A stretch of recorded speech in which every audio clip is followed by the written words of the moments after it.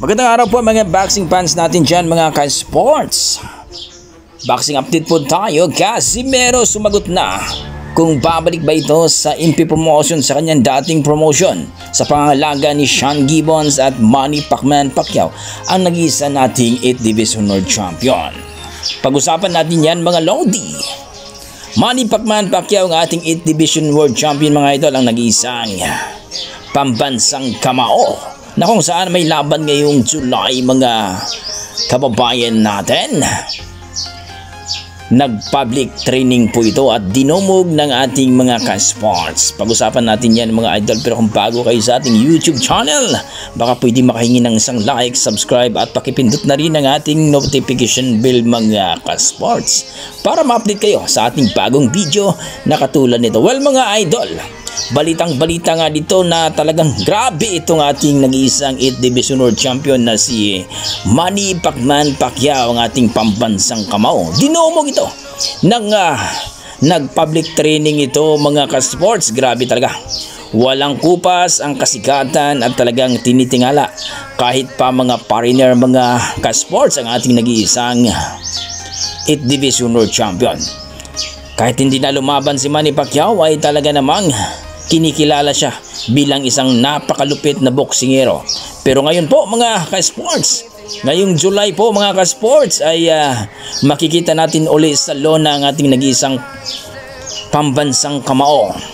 Kakalaban niya dito itong si Mario Barrios, ang kampiyon po ng welterweight division sa WBC na kung saan ay gustong agawin ni Manny Pacquiao.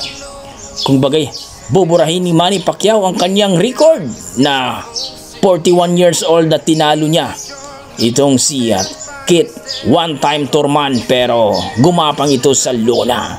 Kaya marami nagsasabi ngayon mga ka-sports na baka gagapang din itong si Mario Barrios. Malaki man pero kitang-kita daw na ang kondisyon ni Manny Pacquiao ngayon ay napakadelikado.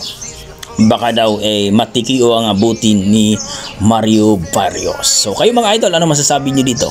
Kayang-kaya pa kaya ni Manny Pacquiao na pataupin itong bagitong kampiyon sa WBC welterweight division na si Mario Barrios? Komento na sa baba mga ka-sports at ating pag-usapan yan.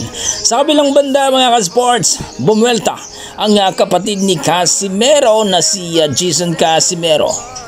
Regarding po napag-usapan nga itong pagbabalik daw ni Casimero sa MP.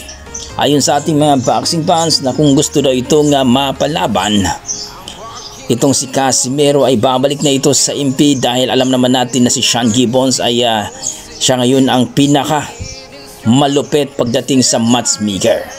Marami na nga itong pinalaban kagaya lamang ni Tapales, Neri at iba pang mga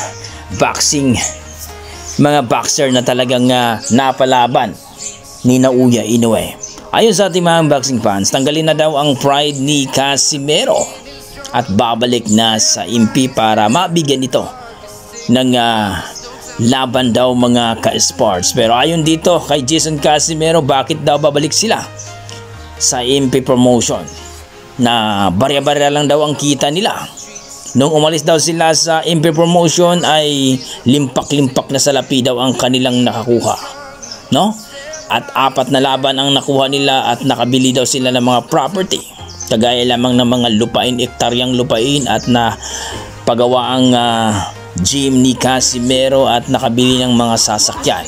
Well mga idol, ayon sa ating mga boxing fans, mas naging okay daw ang kanilang kapirahan nung umalis sila sa MP. Kayo mga idol, ang masasabi nyo dito?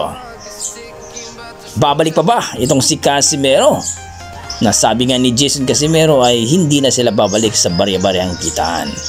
Please comment down below mga idol para ating pag-usapan kung tama ba ang desisyon ng Casimero Brothers na hindi na sila babalik sa MP kahit wala na silang laban. Balik sa MP, babalik. Bakit tayo babalik doon? Doon na naman tayo sa barya-barya. Oo.